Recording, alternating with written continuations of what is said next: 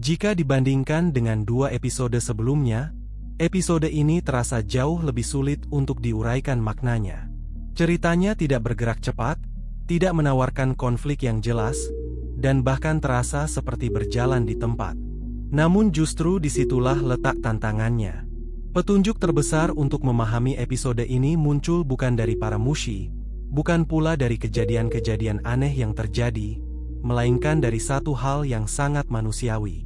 Sebuah ingatan. Maho mengingat kata-kata terakhir yang diucapkan ibunya, tepat sebelum sang ibu meninggal. Sebuah kalimat sederhana, yang pada saat itu mungkin terdengar biasa saja, namun seiring berjalannya waktu, berubah menjadi beban yang terus ia bawa. Ingatan itu bukan sekadar kenangan. Ia menjadi fondasi cara Maho memandang dunia. Cara ia bertahan. Cara ia menerima penderitaan tanpa melawan. Dan disinilah Mushishi mulai berbicara, bukan tentang makhluk gaib, tetapi tentang warisan emosional yang ditinggalkan oleh orang tua kepada anaknya. Dalam dunia Mushishi, masa lalu tidak pernah benar-benar berlalu. Kata-kata yang diucapkan sekali saja, terutama oleh orang yang kita cintai, bisa menetap dan tumbuh, seperti mushi itu sendiri. Diam-diam, perlahan, dan seringkali tanpa kita sadari. Maho hidup dengan keyakinan yang ditanamkan ibunya.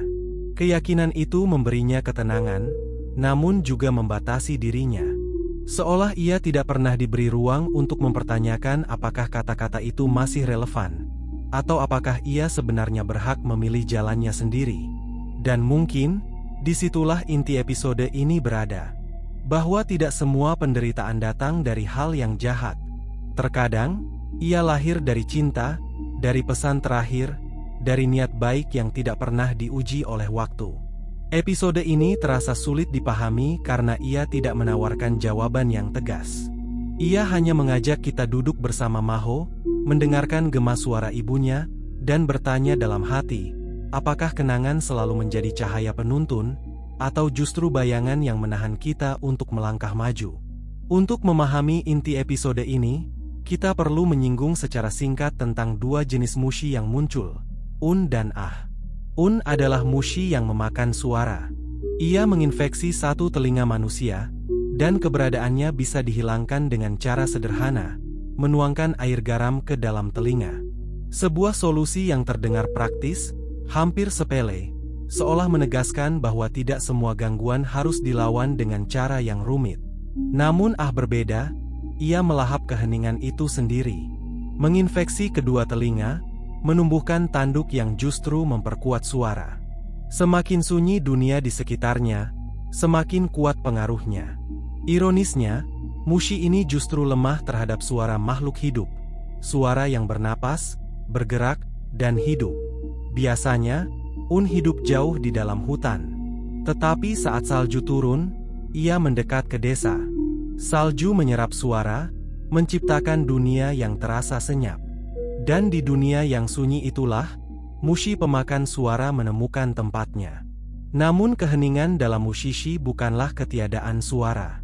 Bahkan ketika dunia terasa benar-benar sunyi, suara tetap ada. Suara salju yang jatuh perlahan, detak jantung sendiri, dan nafas yang bergerak tanpa disadari. Justru ketika dunia terlalu ramai, suara-suara kecil itulah yang menghilang, tertimbun oleh kebisingan yang lebih besar. Di tengah pemahaman ini, kita kembali pada sosok Ibu Maho. Ia telah meninggal dunia, dengan satu permintaan sederhana, ingin beristirahat di tempat yang tenang, tanpa suara. Keinginan itu bukan sekadar fisik, tetapi emosional. Ibu Maho pernah berkata, bahwa saat kegelisahan dalam dirinya begitu kuat hingga ia ingin menghilang, ia mendengarkan sebuah suara. Suara yang ia gambarkan seperti lava, panas, berat, dan mampu melelehkan apa saja. Dalam suara itu, ia merasa semua kecemasan dan kesulitan perlahan luluh. Bagi ibunya, suara bukanlah gangguan. Ia adalah pelipur. Sebuah cara untuk bertahan. Dan tanpa sadar, cara bertahan itu diwariskan kepada Maho. Namun ketika suara itu menghilang, yang tersisa hanyalah keheningan. Sesuatu yang terasa asing dan menyakitkan.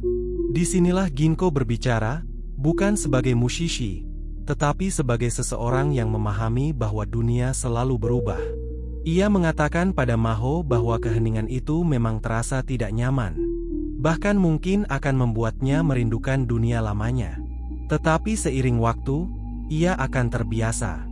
Dan saat musim semi tiba, ketika dunia kembali ramai dan berisik, kenangan tentang keheningan itu akan perlahan memudar. Episode ini bukan tentang mushi yang memakan suara, melainkan tentang bagaimana manusia menggunakan suara atau keheningan untuk melarikan diri dari rasa gelisah. Tentang bagaimana sesuatu yang dulu menyelamatkan kita bisa menjadi sesuatu yang menahan kita untuk terus hidup. Jika kita melihat mushi bukan sekadar sebagai makhluk aneh dalam cerita, melainkan dari apa yang telah ditunjukkan episode ini dan episode-episode sebelumnya, maka perlahan muncul satu pola yang konsisten. Mushi tampaknya bukan representasi dari satu makhluk tunggal, melainkan zoomorfikasi, perwujudan hidup, dari sekelompok konsep yang abstrak. Mereka bekerja dengan cara yang sangat mirip dengan arketipe Jungian.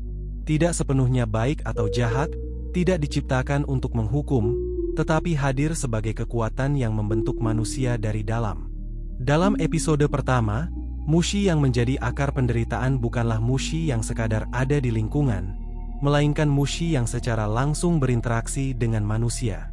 Ia bukan latar belakang alam, tetapi penyebab utama konflik. Dan mushi inilah yang secara simbolis dapat dibaca sebagai representasi kedewasaan, masyarakat, dan komunitas. Ia hadir dalam bentuk yang akrab, hampir manusiawi. Mengundang, bukan memaksa. Menawarkan kebersamaan, bukan ancaman. Namun justru disitulah bahayanya. Karena untuk diterima, manusia harus menyerahkan sebagian dari dirinya sendiri. Kedewasaan menuntut penyesuaian. Masyarakat menuntut kepatuhan. Komunitas menuntut penyatuan.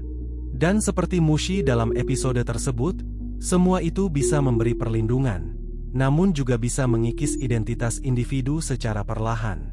Mushishi tidak pernah mengatakan bahwa mushi adalah sumber kejahatan.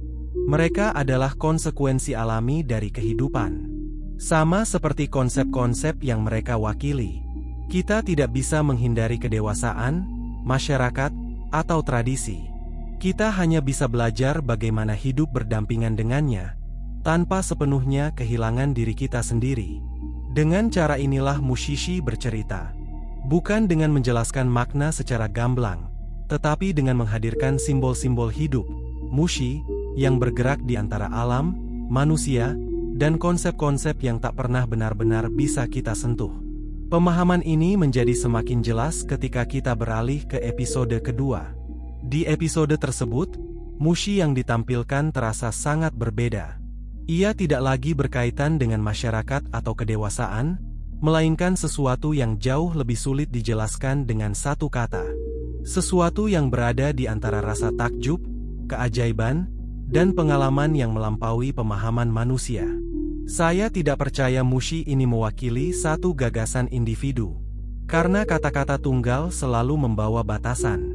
Mereka memiliki konotasi yang sempit, definisi yang kaku, dan makna yang cenderung berhenti di satu titik.